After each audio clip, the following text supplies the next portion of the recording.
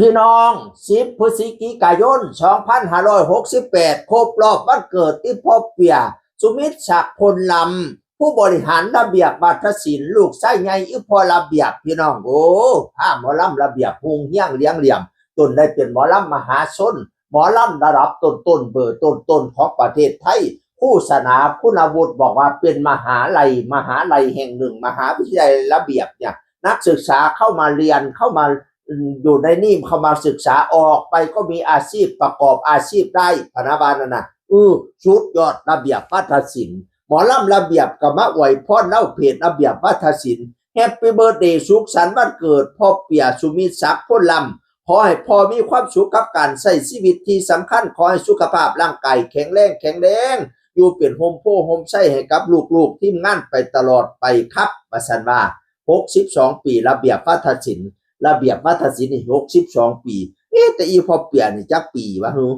อีพออันสออีพอดาบสออีพออันดาบสอปฐมบันเทิงศิลป์กับมาอวยพรสุขสันต์วันเกิดเพื่อนเปียสุขภาพแข็งแรงตลอดปีและตลอดไปนะเพื่อนมาสนาเป็นหมู่กันกับอีพอดาบสอพนาวานะกะสุขสันต์วันเกิดเด้ออีพอเอ้ยให้แข็งแรง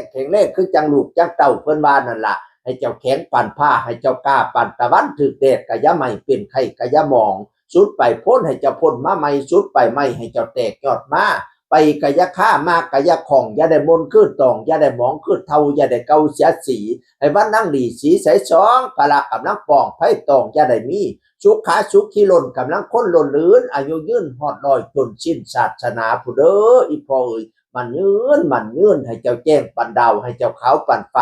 ความเจ็บยะสุได้ความไข่ยะสุมีเด้อสาธุเป็นกกโพใหญ่เป็นกกให้หนาตุ่มลูกให้เป็นเงาตุ่มเต้าให้เป็นโค้งให้เจ้าเป็นโค้งไม่สักลักให้เจ้าเป็นลักไม่แกนแป้นให้เป็นแป้นแผ่นกะยุ่งมุ่งลูกมุ่งเต้าระเบียบวัฒนศิลป์อยู่น้ำลูกน้ำเต้าไปโดนเด้อพอเอ่ยแข็งแรงเงินข้ามเกี่ยวให้ไหลมาเนียนอังให้ได้นั่งเป็นเจ้าก้นเบาชาลือหรืองานระเบียบอะไรมากจนคือนำแกงนี่เด้อไปแสดงทั้งไหนFCแตกจนล้นอังสนามเด้ออีพอกูเอ่ยเงินแสนให้ตกอยู่กลางบ้านเงินล้านให้ตกอยู่กลางเฮียนคิดหอดเงินให้ไหลมากองคิดหอดทองให้ไหลมาเข้าเต็มกระเป๋าตึงปั่นเชียงจัก4-500พอได้ซื้อก้อยมาคุยกินนะพอสาธุเทพธรไทยผู้เป็นใหญ่ในปัตตภีองค์ผู้มีผู้เลืองฤทธิ์สถิตในดินนี้มื้อนี้วันเกิดอีพ่อเปียเจ้าเสี่ยวพรใช้มาทรงขอองค์พุทโธเจ้าพระธรรมพร้อมพำสงฆ์สิ่งศักดิ์สิทธิ์อยู่ทรงกำไกเด่นใดให้มาอวยพรใช้แด่พ่อเปียในวันนี้ให้เจ้ามีอายุยืนยาวมันวันนั่งใสสีสองพละกำลังปองไพ่ตองอย่าได้มีสุขขี้ล้นกำลังล้นลื่นอับเลื่อนหอดลอยจนชิ้นศาสนาสาธุมันยืนแข็งแรงลำรวยดังแล้วให้ดังอีกปังแล้วให้ปังอีกเด้อพอเปียระเบียบวัฒนศิลป์เชียงอื่นคนเก่าเว้าสู่ฟังสวัสดีครับ